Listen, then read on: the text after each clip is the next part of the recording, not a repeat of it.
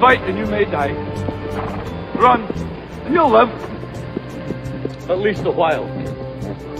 And dying in your beds many years from now, would you be willing to trade all the days from this day to that for one chance, just one chance, to come back here and tell our enemies that they may take our lives, but they'll never take our freedom? Hot dog, brother. There's your surprise. There you go. Nice hat. Where's mine? Well, yours is in the mail, of course, like the check. Oh, jeez. That's the surprise? That's the surprise. Big surprise. Well, you didn't know about it, right? Are you surprised? I'm surprised. Mission accomplished. No, I'm not in uniform today, but I have an appropriate other uniform. It's my Father's Day. My father is president. See, Leopold. So if they want to advertise, we're all okay for Leopold. Love Leopold. All right, brother. Well, I wanted to get something, speaking of Father's Day or fathers, something that would be like the original, like the OG, like something he would wear. This is something like he would wear, remember? Yeah. He would walk around everywhere with his hat. So I figured, why not? You look just like him. Well, I thank you, bro. I take that as a very large compliment. By the way, everybody, my name is Jim. That guy, do this all the time. That guy over there is my brother. That's John. And we are the Brotherhood of Liberty together. So we have tonight's show. By the way, like, share, tell your friends about us. Let's get this show rocking and rolling. The only way we're going to turn back what the Democrats have done to our country is to push back by giving out information like we're going to go over tonight, like we do every Sunday night at this time. We always try to push back and hold the line, as well as take back some of the territory that's been lost over the years because of feckless supposed defenders, members of the Uniparty. So we are pushing back tonight. Some of our topics, my topics, are going to include, I have some Hunter Biden stuff. I have some awesome. I have some. We're doing crack cocaine tonight, then, huh? Yes. We're good. We got some definitely some crack going on. Cracker Jacks all over the place. So we have a number of topics that we're going to be discussing. One of my favorite is to discuss is pushing back against critical race theory, and that's going to be my subject for tonight. We're going to be pushing back against that with going over some information and reviewing the Great American Race game by Larry Elder and a bunch of other people. So, brother, what are your two? I'm going to be doing Give an Inch, and that creep Doomberg will take your 9. And 2 + 2 = 4. Cryptic there. Just, I guess that's supposed to be a shout out to 1984. Come on, brother. Come on, man. 2 + 2 = 5. John, 2 + 2 = 5. 2 + 2 = 5. No, the purpose is 2 + 2 = 4. But you're right. All right. So let's kick this off. We have Hunter Biden, John. You'll note, please, that that is not him inhaling a line of coke, although it looks suspiciously like that. It does look suspicious. I mean, that is Hunter Biden. It is, in fact, a big thing to do about him selling his artwork. Apparently, he's some form of an artist, and he is, in fact, blowing in a tube, which probably has a dual use, is what all I'm going to say. That tube that he's blowing to probably has a dual use. Oh, that's art. I see. Yeah, that's art. That crazy little wannabe Picasso thing underneath him is supposedly art. And it is a big gallery, so there's this big question over where's the money going to go for this? Listen, no one's given a rat's rear end about where the money's been going when this guy's been taking it from the Chinese. Now all of a sudden they care. Now all of a sudden it's an issue, right? Now all of a sudden it's something for them to think about. Let's be real. So wait, so he's going to sell that for like $450,000? Probably. It's more of a scam, John. I mean, how else are you going to get? You asked me this, John. How else are you going to buy influence from a guy who's already been bought or been publicly bought? How do you then come up with a new way to give him money without there being any fingerprints or any money trail that's considered illegal? You think it's money laundering? John, I totally think it's money laundering. What else could it be, John? He's the son of the guy who's sitting in the White House. Who is he? He's not. Well, I wish I had some pictures. He's not Picasso, that's for sure. He's not John. He's not even Picasso's. He's not even what Picasso would paint with his big toe. According to Mother, Picasso was great. So John, Michelangelo, if you take Michelangelo on his worst drunk day when he was the highest of a kite that he could be, in the biggest amounts of pain from all the work he was doing, and put a you just brush totally in between libeled. his toe, put his brush in between his toes, and had him paint something, that would still be a far cry better than what this clown's making. Why are you libeling on Michael? No, I'm just saying, Michael on his worst day is with his toes is 100 times better than this clown. All right, enough about the coke swilling. Okay, that's crude. I'm not going to say that. Go ahead. So, speaking of money laundering and money between China and the United States, Beijing has imposed retaliatory sanctions on the former U.S. Commerce Secretary Ross and others. Now, I don't know if the Chinese are trying to make this just a saving face thing, or if in fact they truly want to try to hurt people in America. Now, if they really wanted to try to hurt people in America, they should be imposing these sanctions on people like the Bidens, because the Bidens are the ones who really are getting money from the Chinese. We know this. We have seen this. There's plenty of evidence being passed. So the Beijing, if they want to really hurt America or some Americans, not all Americans, they should really put the sanctions on Biden and his clan of criminals, because then you'll definitely stop the flow of money from China and the United States. That would definitely stop it, because we know what family is bought and paid for, John? The Bidens. So there's that bit of information out there. Then we have the replacement for the Minneapolis police, John. Of course, we know this has been in the works. You'll note that they have really no plan in place. They're still talking about getting approval to do it. And I thought I had it highlighted, but the new public safety department will, instead of police. I mean, I don't know exactly what it's going to be made of. The article isn't clear about what it's going to be made of, primarily because the people who are voting on it aren't clear on what it's going to be made of. So it'll probably be just police without guns. Think of that, John. Over here, we have the big news, which I think is some of the biggest news of this week. The U.S. federal government, which, by the way, big news, but not surprising. Surprise, not surprised. The U.S. government will not be investigating the criminal murderer and governors of Michigan, Pennsylvania, New Jersey, and New York, because they don't think there's any reason to investigate them. They, of course, don't give a valid, good reason, but I can give you a reason, John. Do you want to hear it? Yeah, sure. Well, all four governors, one of which is up for re-election this year, all four governors share the same party as the guy who's sitting and sleeping in the White House next to the woman he thinks is his sister. They all share the same party. Therefore, it makes complete sense that despite the overwhelming evidence that Murphy and I can't really speak towards Wolf. You can probably speak towards Wolf that. did the same thing. So and his Whitmore and his director of health knew it, because she removed her mother from one of these care facilities and put them in a hotel, but did not remove all the other mothers and fathers and grandfathers and grandmothers sitting in those places. They just sent them right back. So we know that there's plenty of criminal evidence. They've actually, the Republicans here in New Jersey the Senate held an entire investigation about this.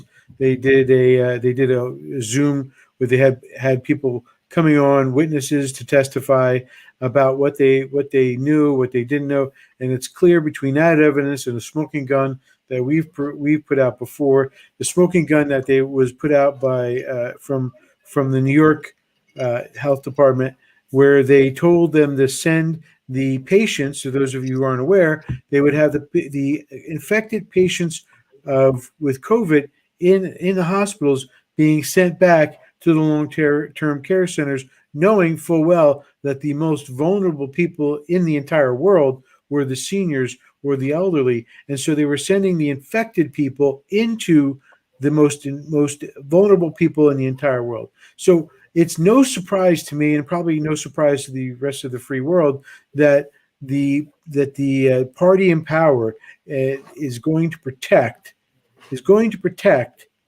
these clowns. So the party that's in charge of the Department of Justice is now willfully acting as the protector for the murderers at the top, who now no longer have responsibility under the law because they're protected, because they're not going to have anybody go after them anymore. The only body that could successfully go after them, other than a civil case, would have been the federal government, and that now is closed. So there's that piece of information. It's a disgusting bit of information, but of course it's not being played. No one's talking about it. You're not hearing it. I'm not even hearing it, John, from the reliable conservative sites. I'm not even hearing them talking about this. They just want to let it go. I do want to point out I got this from John Solomon. Hat tip to John Solomon and Just the News. This is if you ever want to know what potential conflicts members of the administration and members of the government, the federal government, are having ethics problems, there is this website called Protect the Public's Trust. They are tracking a number of potential conflicts. You can see that this is just the top list that they have. They are tracking the escapades of these people and what they've been doing and following along. Now, we haven't really had a watchdog group like this.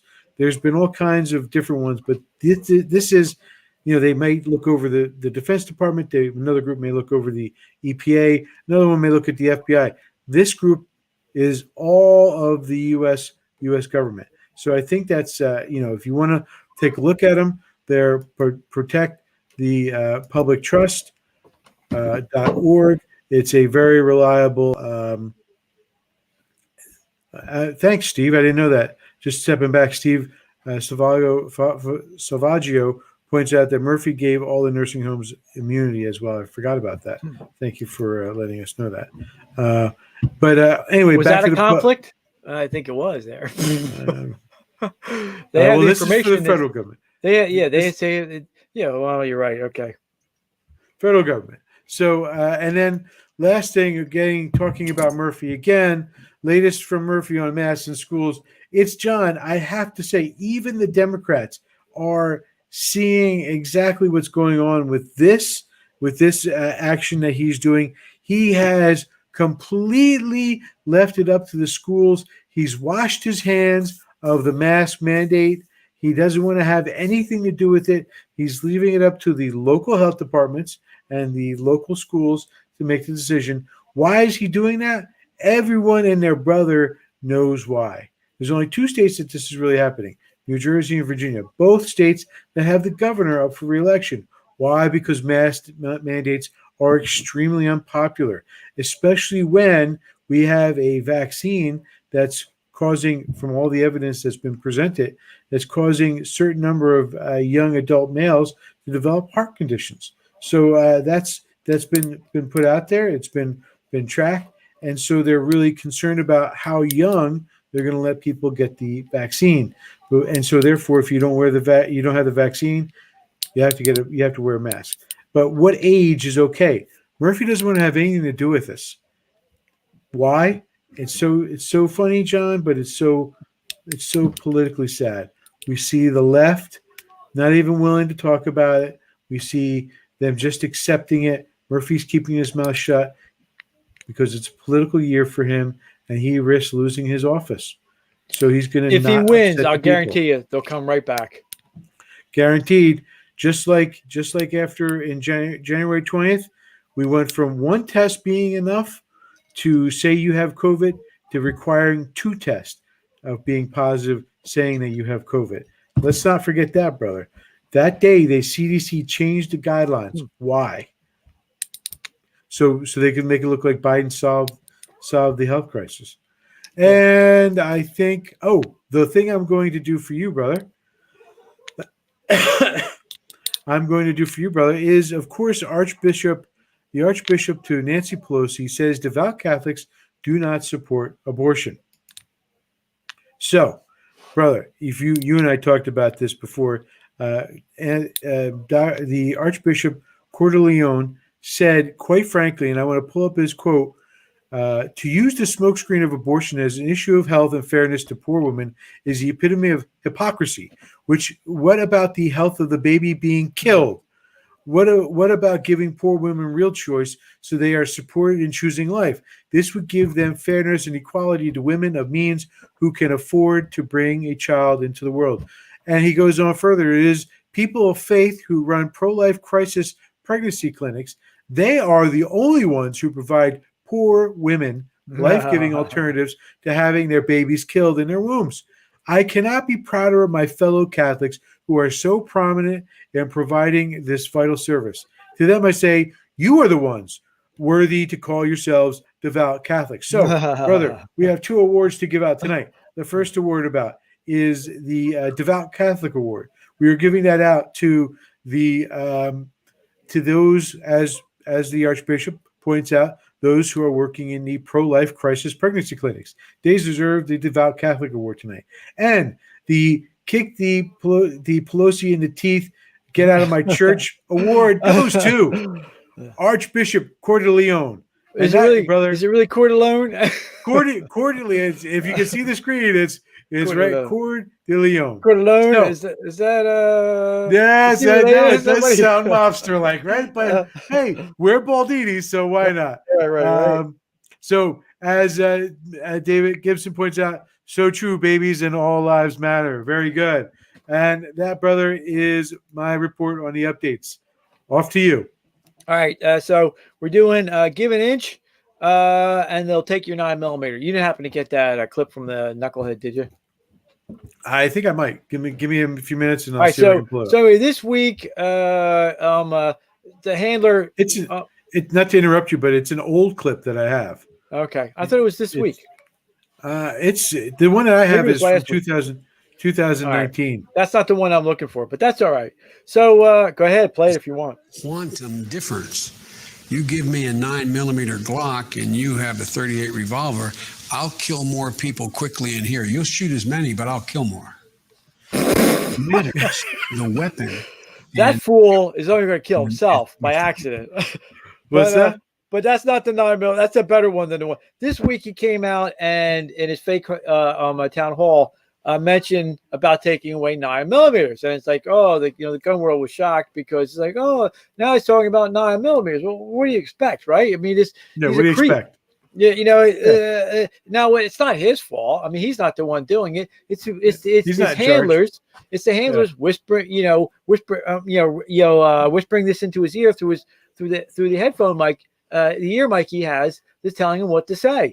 So they let a cat out of the bag. But it does bring up the issue of, how far are they going to go? This is why you can never give an inch. And so I was going to do a little update on current state of lying on the form. And so, for example, there's if you're on a transfer, the ATF has a firearms transfer record. It's form 4473, and it's if you go in to buy a handgun like a 9mm, you have to fill out this form, and on it are a bizarre and Byzantine maze of things that can disable you from the right to have a gun.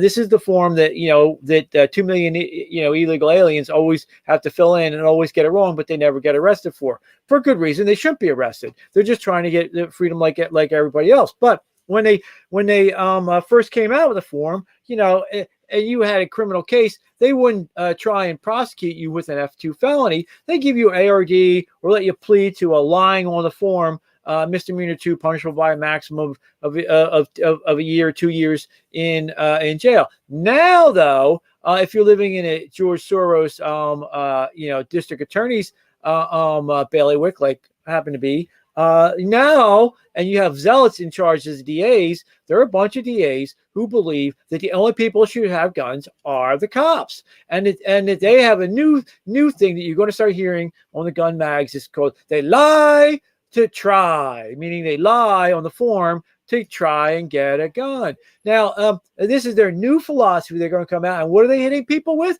They're hitting them with the F2 felony, punishable in Pennsylvania by 5 to 10 years. And so when you run guidelines on that, even if you're squeaky clean, you're still looking at months in jail.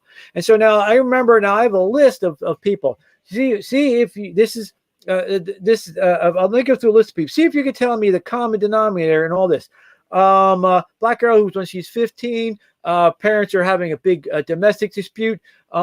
She throws a tantrum. Cops get there, and the mom says, "I don't want this kid here. Get rid of this kid." So the kids are stuck with so the cops are stuck with a 15-year-old. So what do? They take her to 302 her. Which means in Pennsylvania, it means to put her in for isolate and put her in the crisis ward to observe her. All right, well, 10 years later, there's nothing. She's never taken a medication in her life. She's never had any diagnosis for mental health diseases. She's never done anything mental health diseases. But because that was done in 15, 10 years later, when she goes and tries to get a gun, boom, she is lying to trying.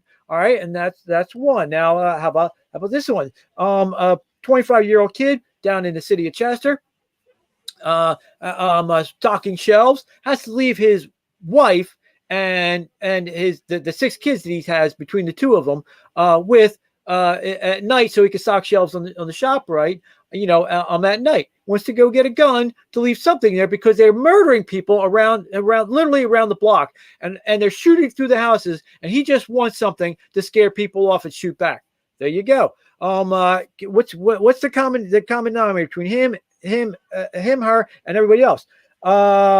Black kid who unfortunately comes out and has suicidal problems, and goes and tries a gun, tries and get a gun. Now you would think, oh look, the system works, except that now he's facing an F2 felony. It's like, how dare you have your own reasons to kill yourself? We as the government will provide you with a reason to kill yourself. You can't kill yourself until we give you the reason to, by charging you with an F2 felony, sending you off to jail and ruining your life. How about this? Mom of Southwest Philadelphia during the George Floyd riots. Their maniacs are literally burning down the Crab Shack and the rest of 54th Street, the last black part of West Philadelphia. And she sees these maniacs burning down the place. She's got three little kids, and so all she wants to do as she's huddled over this is to do something about the fact that they're going to burn her house down. She goes over and tries to get a gun. Now let me see if I can give you one more. Oh, that's the best one. No, this is the best. The second best one. 57-year-old guy, 30 years ago. That has some bad stuff on his record. 30, now he's 57. They're literally in Chester kicking his door in, and these young bucks are just kicking his doors and stealing stuff from him. Now he just wants something to defend himself. He's like 57 years old now. He spent 30 years as a tar guy, as a tar guy on the trucks to put the asphalt on the roads. 30 years. I'm African American guy, 57 now. As dark as you can be, because he just spent 30 years up and down the highways putting out the tar there. Can't read because, of course, he went to the idiot public school system. And he is, quote, lying to trying. No, he's just somebody who's trying to defend himself. And the best one yet, kid dragged in to the Pennsylvania State Police, right? Because he dare buy a gun and happens to be the wrong color. He goes and buys a gun, so they drag him in there for the interviews and harass him to the point where, because he doesn't know any better, about his marijuana use. Why do they keep harassing him about the marijuana use? Because it's one of those lines. You can't be a habitual user of marijuana, of controlled substance in the first category, and it's marijuana, and that would make him lying to try and get him. Now, this all comes about thanks to the NRA. Now, this is why people have lost total faith in the NRA. Allegedly, the story goes that some twit, wife of one of these executive whatevers, had their house burglarized and said, "Well, I don't want my house. I don't want people that are burglars to have guns," and thereby began the the dominoes to allow the criminalization of firearms. Now, this twit apparently forgot that America is literally the land of second chances, the land of Rocky, the land of which we lost. I paid my debt to society, and that's it. You know, you were washed in the blood of Jesus. You were set out from jail. You were handed your gun, and you were told to go kill the Indians and the bears, like every good, decent American did back then. And so now we, because they let the camel's nose under the tent, you see what you're going to see from these George Soros type DAs. You're going to see this outrageous over prosecution of people just trying to get a fire. To put that in perspective, of course, if you remember a little while back, there's a little thing called Fast and Furious, where good old Holder and Clinton and Obama were literally sending were literally telling the ATF to let these not the regular poor illegal aliens get guns. No. They're not allowed to have guns because they'll use them to defend themselves. No. The MS-13, those bad hombres down there, they were letting them get guns and take them back over there, thereby lying on the form, lying to try and get gin up shootings that they could use for political purposes against the Second Amendment. If you also remember, because of where we live, there were a bunch of New York detectives that were sent over the line, the border from New York into New Jersey to try and trick the ATF dealers, the few that they are in New Jersey, into buying guns for to transport over the line, so that twit Doomberg could gin up support against the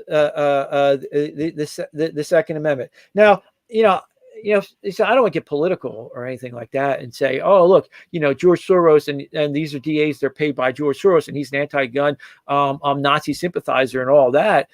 I'm sure they just think they're trying to help people, but really they're doing the exact opposite of that. You have these poor black people that are literally trapped in these neighborhoods they cannot get out from, right? They don't have the Nancy Pelosi detail or Maxine Waters detail of armed security. These poor black men and women, they're stuck in these horrible neighborhoods where the maniacs are running rampant, whether they're just shooting people or burning the place down. They're just trying to defend themselves.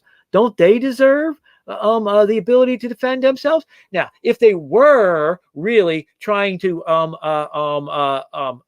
get a gun illegally, wouldn't they just go buy it from Paco on the corner instead of going into a gun dealer, putting their name on there, putting their address, putting their telephone number, putting their social security number, their actual social security number?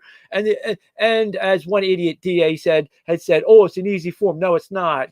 No, it's not. I would gladly put on every DA there and take them through that form if I was an expert enough. I only know one, unfortunately, who won't do it. But if I can talk him into it, would be and trick them, be able to trick every so-called lawyer on this and every so-called cop on something on that form that will trick you into being lying for trying and facing the F2 felony. Now, I'm sure their intentions are good. I'm sure George Soros and the DA's intentions are good, but aren't they just incentivizing people getting guns illegally?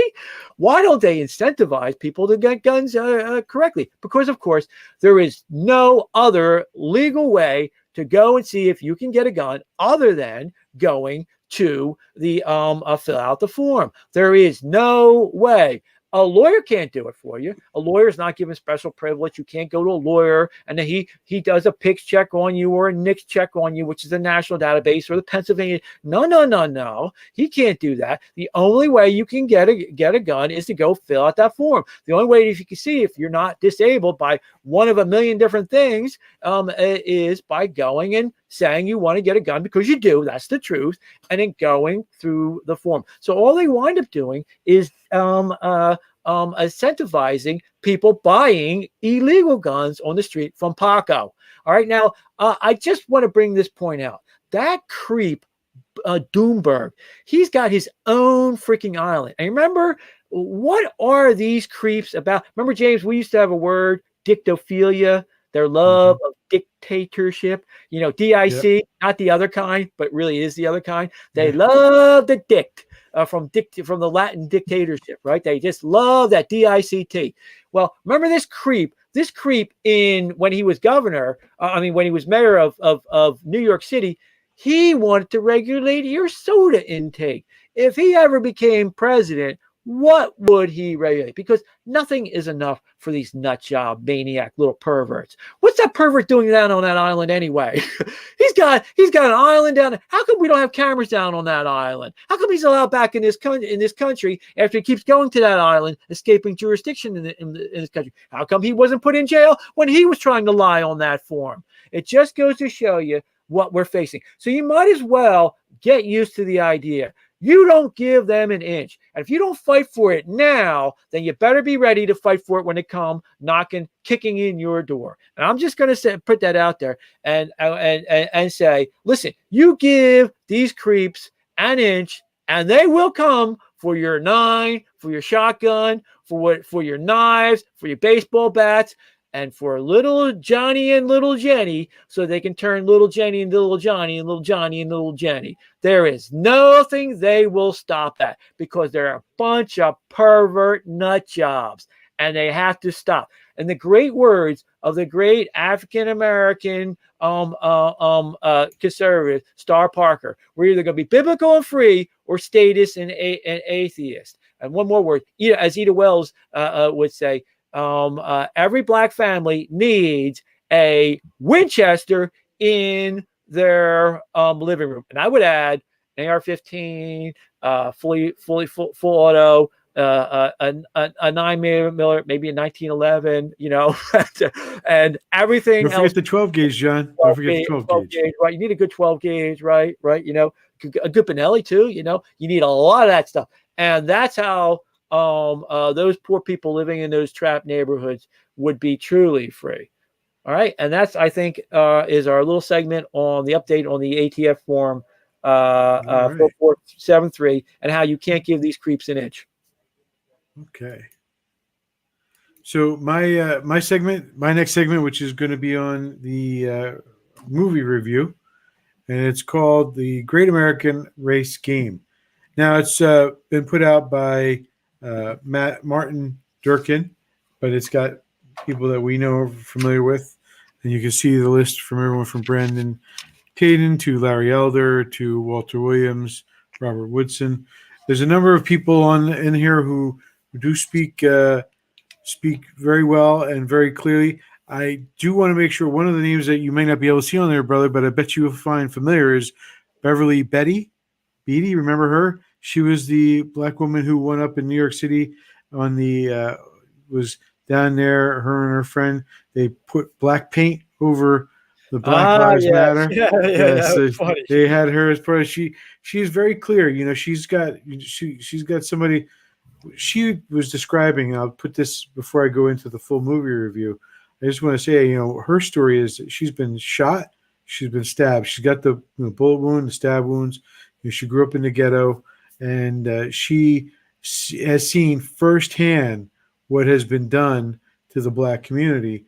And she said in one of her pieces, she explained how she moved to Maine, and it was apparently Maine is a very extremely white state, and she felt very safe there compared to where she lived and grew up. She felt very unsafe. There was all kinds of murder, just everything you just described, the way people are living, your clients, the way they live, the stories you've heard, the way they lived is how she was describing how she grew up, and the dynamic of differences. There's a reason for the difference. We're going to talk about that, and I want to be clear. This is a follow-up segment also to my previous discussion on critical race theory and how to overcome it. And I'm gonna be blunt here. There's a way to overcome critical race theory, and as every good art of war will tell you, every type of good strategist will tell you, the best way to win against an enemy is to turn their own tools against them. And that is exactly what I'm suggesting that we do. They want us to teach civics. They want us to teach history, and they call it critical race theory. I say, sure, but we're going to tell the truth, not the fabricated truth that they've come up with, but the real truth that we've all grown up with and we know through and through. The stories of Washington, the stories of liberty, the fighting for independence. We're going to tell that story. The 500,000 people who died in the Civil War. We're going to talk. You can talk about that. You can talk about how. I mean, if all white people are racist, please explain that. How those abolitionists who fought and died to free the slaves, how they would be considered racist. Because if they're anything, they're the exact opposite of racist. Because they died trying to free the slaves. So questions like that. That's how you throw them off the path. But let's dive into the great American race game. Now, you can't really show this in its entirety to a school, but this does provide a lot of good material that you can cherry pick from to use to talk about it. When I say cherry pick, I'm not saying you're finding the best part. You're saying you're finding the parts that you can actually use, meaning that don't have foul language in it. This is not something you want your little kid to watch. This is something that older people can watch. So high school or higher, unless you take pieces of it, then you can use it in other settings. So, Great American Race Game.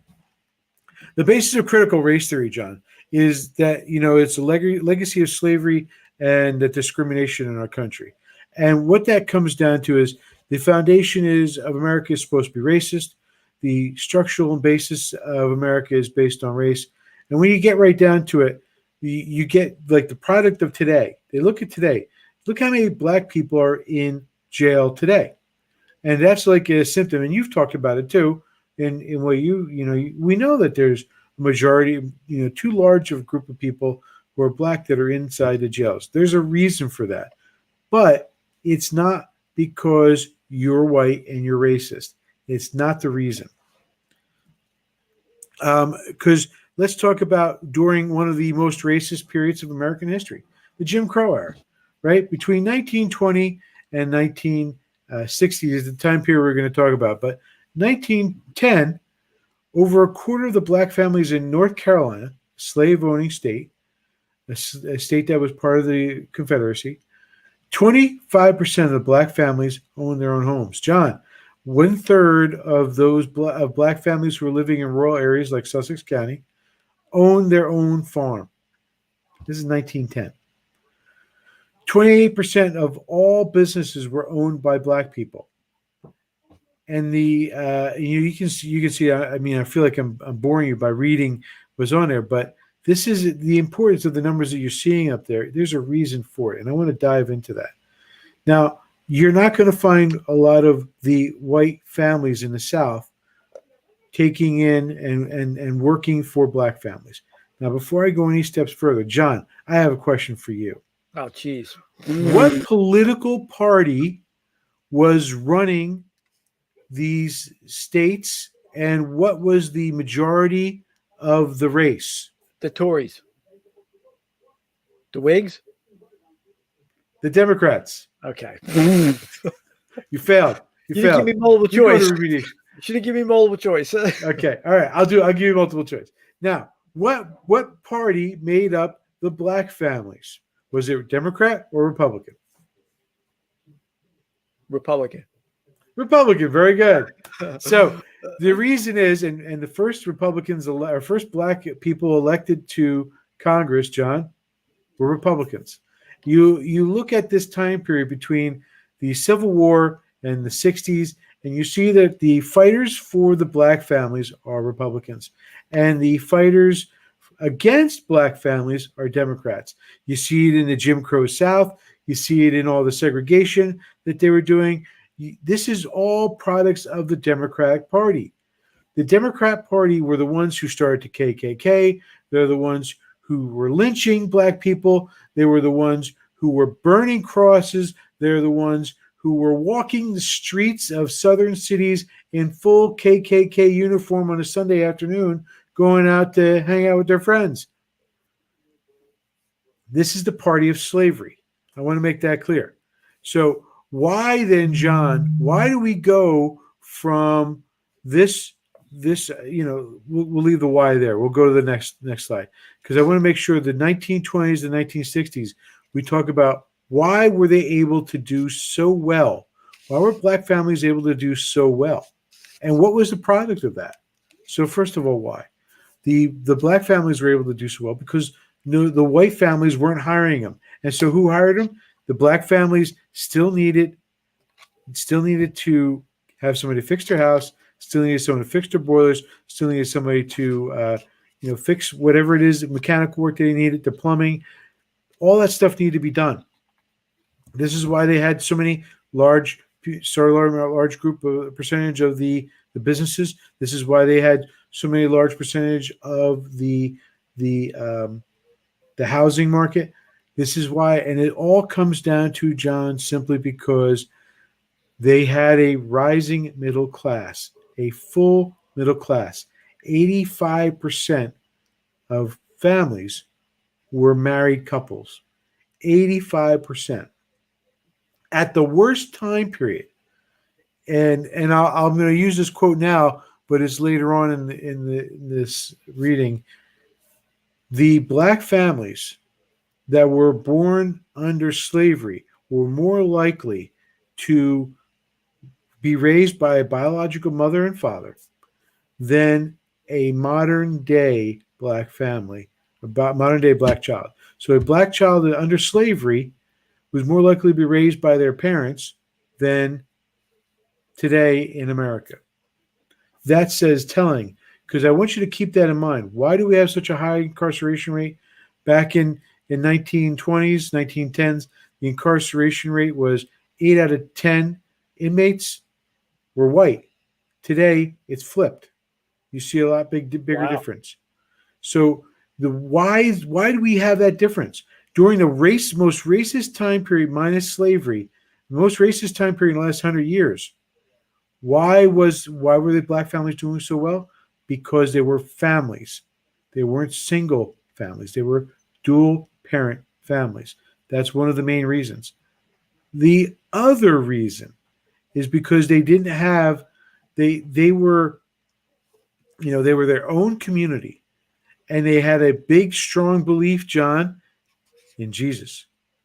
They had a big, strong belief in Jesus. These families, as Bev points out, were neighboring one another. In other words, they were friendly to each other. They watched out for each other. If you didn't have a meal that night, somebody would make sure you provided to it, because you're all part of the same church. You're all part of the same Christian community. That's not the way it is. Today, a grandfather is likely to walk down the street of their community. They're more afraid about getting robbed from their grandson. Back then, this is something back then that would have never been thought of. They felt safe in their community. Why did they feel safe? Because the children were raised to respect each other. That respect is gone. But why, John? Where did this respect go? It's not like it just picks up and walks away. What caused it, John? Do you have any idea what caused it? Well, rising middle class created, it created the civil rights movement. Now, every single one, and this is a key point, so please focus on this. Key point. The critical race theory requires you to suspend belief that America is not a country of liberty. It requires you to think that the system is built around slavery. Yet, the system of the Constitution, the 13th, 14th, 15th Amendment, all voted for by just Republicans, by the way. That amendment process, that ability for people to change the system of government, to alter it, to protest, to stand up to government, all that was the system that people are complaining about. If we didn't have that system, then slavery would still exist. The Jim Crow laws would have still been in place. Whatever you would have seen created would still exist today. If it wasn't for that system that they call systemic racism, none of it would be in place. This country was founded on freedoms, not on slavery. And you can go back and you can look at any part of the time period. And I know that there's not a perfect history. Not one person I know has a perfect history except for Jesus.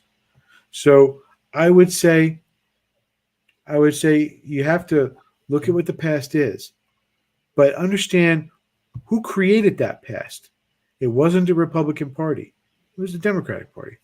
And the civil rights movement that was birthed out of that was created by the middle class. But John, if you're part of the Democrats and you feel as I'm going to jump to the next one here.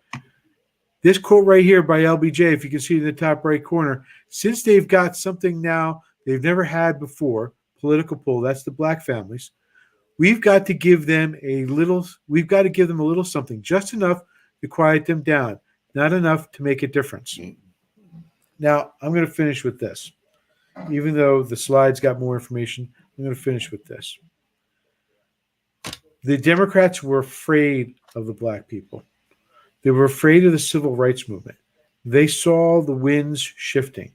And so LBJ, the head of the party, knew he had to do something to harness it, to get it under control. That's what the Great Society, the war on poverty, was all about, John. Because the moment that LBJ was able to get black families hooked on to government, he was able to saddle government. He was able to saddle them and keep them under control. You can see that by the welfare program that encouraged the families not to exist. They went from an 85% marriage rate down to, I have the numbers here. Let me go back. They had, I don't have the numbers there, but they went from, I think it was a number of families that were put into, there it is, 75% of all babies born now are born to single mothers in the black community. 75%. There you go. During the Jim Crow era, it was 10 to 11%. Wow. So you can see the difference. There's dramatic difference. That difference didn't happen because of racism, John. Because during the deepest, darkest, worst times for black families, during the Jim Crow era, minus, in the last 100 years, I should qualify that. They had an 85% marriage rate. They had a 10% illegitimate rate. And today it's 75%. And the number of people, it's the difference is the difference in the timing, the turning point is the war on poverty. The bureaucracies, as Reagan said, once you create a department, it never dies. And once they started the war on poverty, they created a whole bunch of departments and bureaucracies. Never dies. It only expands and grows, and that's exactly what happened. So I'll leave you with that, brother. It is. We have black families. Actually, I'll say this one a little bit. If you look at the 1860s and 1960s, there's a little difference. But I mean, you may not have slavery out and out, but you have black families that are segregated into projects in the cities themselves, and they're forced to live there because they have no other choice. Why do they have no other choice? Because they're not allowed to be educated. Black kids were not allowed to be educated on the plantation either, John. And when you have 5 to 10% kids, when you have kids graduating, black kids graduating high school with a 6th grade or less education, I mean, in other words, they can't read more than what a 6th grader can read. They're back on the plantation. Hillary Clinton put them back on the plantation. That's what LBJ did. LBJ did. And John, if Democrats really, the Democrat leadership and the Democrat party wants to really see, and the whole point of the critical race theory is it's not white people that are bad. It's not white people that are bad. It's not your color of your skin that defines your outcome. It's the party that has defined the outcome. The party has defined CRT it. for Democrats. That's what you're going for, huh? CRT for Democrats. I mean, because the party, the ideology supported by the party, the war on poverty, big government, has created the environment for black families to be broken up, to be destroyed. And now, John, they're not just doing it to black families. They're doing it to all the minorities they can get their hands on.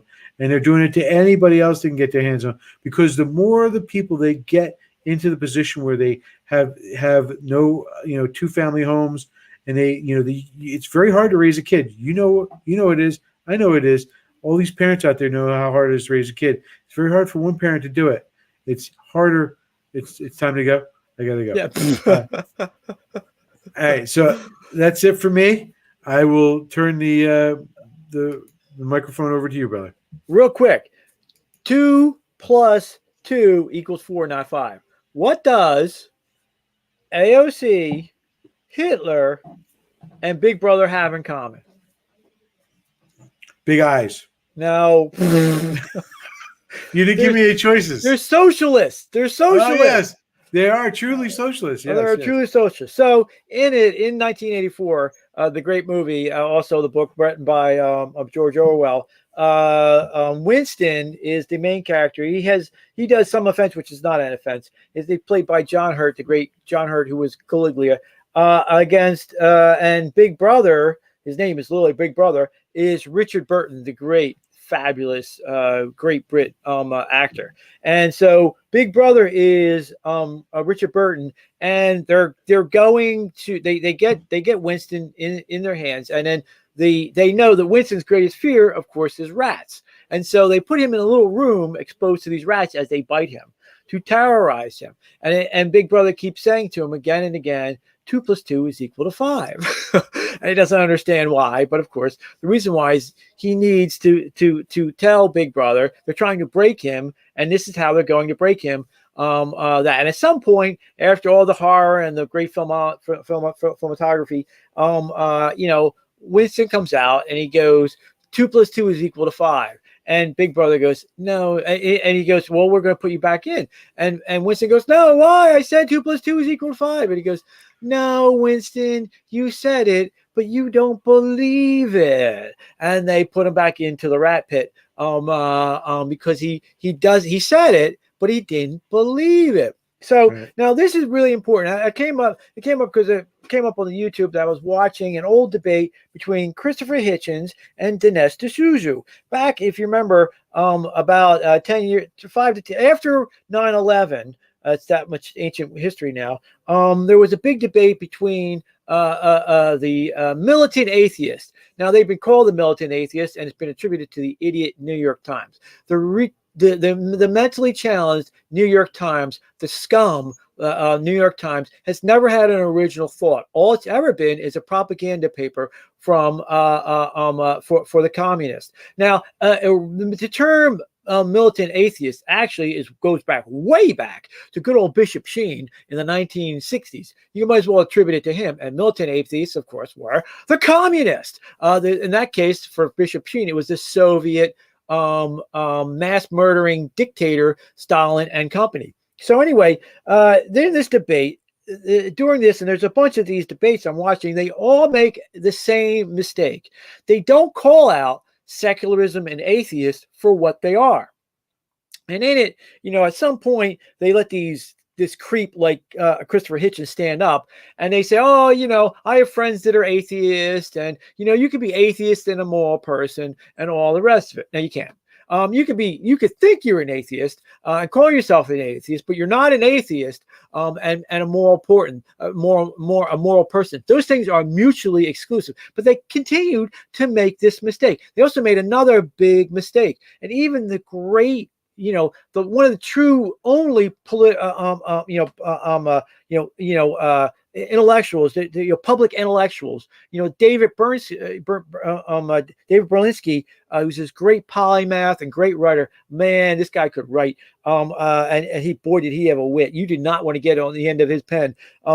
But even he fought these idiots, although they avoided him at all costs. Even he made the mistake of calling himself a secular Jew. Okay, and he uses this term secular. Now, secular came way back when was originally used in the Middle Ages to denote priests that handled just the lay people and not priests that handled the like the monasteries and the nuns and the abbeys. So they came up with the term secular, meaning they were regular for the regular people. They did not mean as it's been perverted into today. And so remember, though, when you take that word, it was in the context of the Middle Ages. First of all, it was a religious term. Second, and so what they were, the things that the priests were teaching were exactly the same, or almost exactly the same as they were to the priests as they were to the lay people. And well, there's a difference, but it was all about the Christian religion, and it was in the context of a Christianity. Now, what happened was in the 1850s, a particular idiot by the name of Ingersoll, and the best way to describe this fool is to say, he was like the 1850s, the Civil War's John McCain, a rich, privileged a twit who was spoiled, never did any work in his life, got caught by the Confederates. I'm so sure sold out a bunch of people. He was a noted atheist. And he, at that time, you called atheists skeptics, atheists, and those names had a lot of disrepute. Of course, they had a lot of disrepute because if you're an atheist, you don't believe in God, you don't follow the 10 Commandments, you don't follow Jesus' path, you do a bunch of crazy crap. Well, anyway, so he decided to change the name of atheist into secularist. Okay, that's where they came up with that name. And that's come forward, been adopted by the Scientologists like Darwin and the Hitler crowd and the eugenics crowd to separate science. The idea that you could separate science from the context of what it grew up in. Science only began in the Western world because of Christianity. Christianity is the only society that's ever produced a science. There are no societies, not Japan, not China, which has got way more geniuses, not India, which has got way more geniuses, not the Middle East, nowhere else produced science except for the Christian-based religion of the Middle Ages. Now, so you cannot remove the context of Christianity from the world, from what you're saying and what you're doing. So in these debates, you see this nonsense idea that you can say 2 + 2 is equal to 4, and you don't need a religious context. That's not true. You cannot say 2 + 2 is equal to 4. Now math is the most pure language that there is. It's more pure than logic, because logic is based on words. Math is based on words too, but it's the purest language that there is. But you cannot say 2 + 2 is equal to 4 unless you have a whole belief system that goes along with it. For the simplest way is, listen, I've not taken every 2 + 2 time and made sure that it equals 4. I don't know. Maybe there's one out there that doesn't. I do know that if you use different bases, instead of using the base 10, but say you use a binary base, it does not equal 4. But that would be that it has a different number that's relevant. It's not as in 1984 where they deliberately make it different. And that's the key. Okay. In the socialist, dopey, utopia, addictive file world, 2 + 2 does not equal 4, right? It equals whatever the dictator creep in charge says it does. And that's why you can't have science without Christianity. You can't have 2 + 2 is equal to 4 without the belief in Christianity and a Christian-based context. Secularism was a lie. It's really just warmed over atheism to delude people into the idea that you can think without a Christian idea. If you remember, my favorite movie, World War II, was Sahara. And in Sahara, at one point, Humphrey Bogart has got this tank, and they're holding off the Nazis, and they have a whole allied coalition because it's propaganda. It was propaganda movie. It's still a great movie for our side. And in it, they pick up. They're all in the tank. There's one tank, and they get to a water hole, and their whole purpose is to hold off the Nazis, because there's no water in the well, but they're hoping to delay Rommel's advance across North Africa. So in it, at one point they pick up an Italian prisoner, and at another point they pick up a Nazi. They shoot a Nazi out of the air, and it's a pure Nazi, and he calls the black guy Sforza. He's actually the I think he's a Anglo North African sergeant, and a great actor. Anyway, the Allies are fighting it. And at one point, the Italian, who's a good guy because he has cousins in America, and he's not, they're over there because they're Mussolini. Send them over there. The Nazi and the Italian are in the well, and the Nazi wants to escape and tries to get the Italian to help him. The Italians go, "I'm not helping you." And he says, "Then I will denounce you." And the Italian says, "Then denounce me." And he goes on one of the greatest expositions of actually what the Nazis and what the atheists are. And that is this. He goes, "I think you're Hitler. He has a new 10 commandments instead of, the things that we consider, don't steal from your neighbor, don't cheat your neighbor, and don't envy your neighbor. Don't murder your neighbor. Here's Hitler's 10 commandments: cheat to thy neighbor, steal from thy neighbor, murder thy neighbor." Of course, and then the Nazi stabs them because that's what they do. Now, I wanted to bring it back to good old Hitchens. Okay, when you allow these creeps like Hitchens, these atheists, to get away with it, he was just a communist. Now, atheism is really just hatred of God, and he's the perfect example of the fake journalism of the left that they've been getting away with for a long time. Now, his claim to fame was when he was quoted journalist. He did this 20-minute hit piece on Mother Teresa. Now, the reason why he did it was because in his own words, and you can see this on YouTube yet, eventually, as he's called on the testament by other Catholics of that day, saying this, he basically said Maxwell, there was a British lord named Maxwell, who's actually Maxwell, Ghislaine's Maxwell, good old Epstein's a female pimp, is actually his daughter.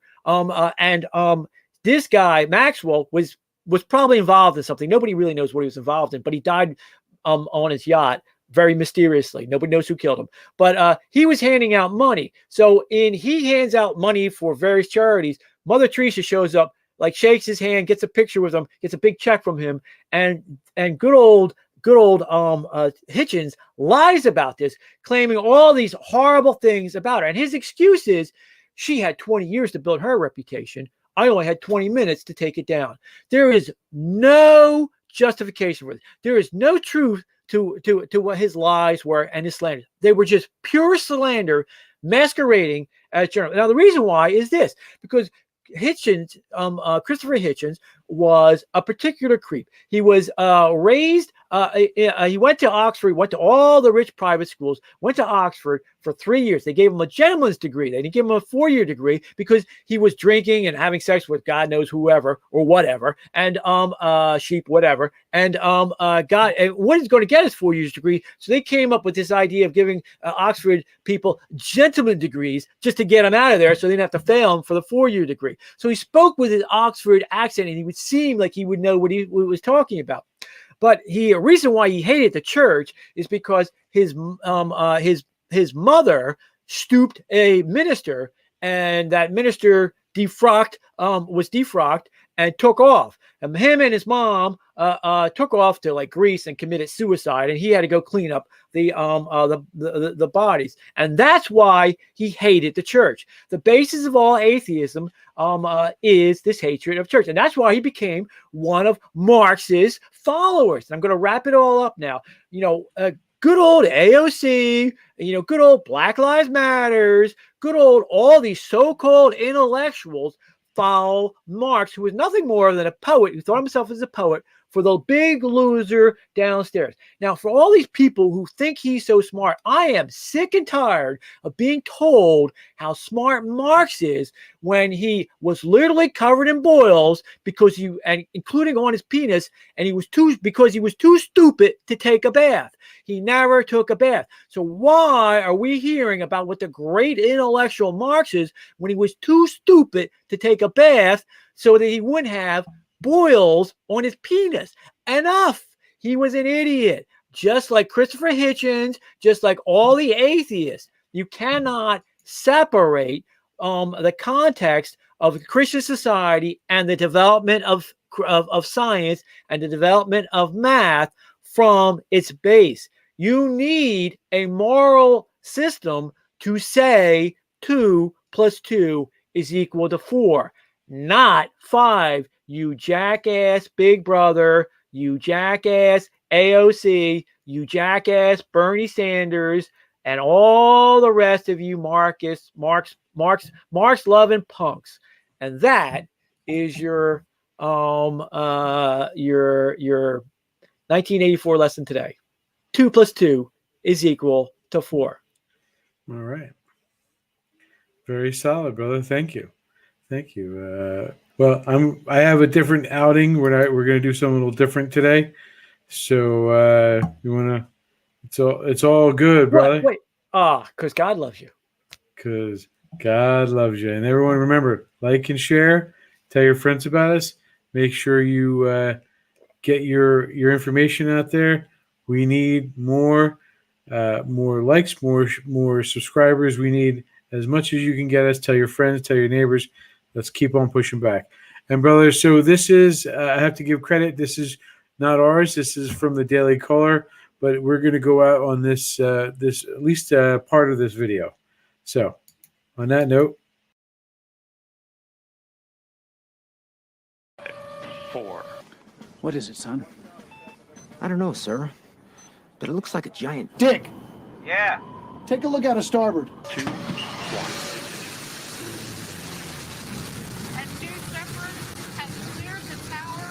Oh my God, it looks like a huge pecker. Oh, yeah.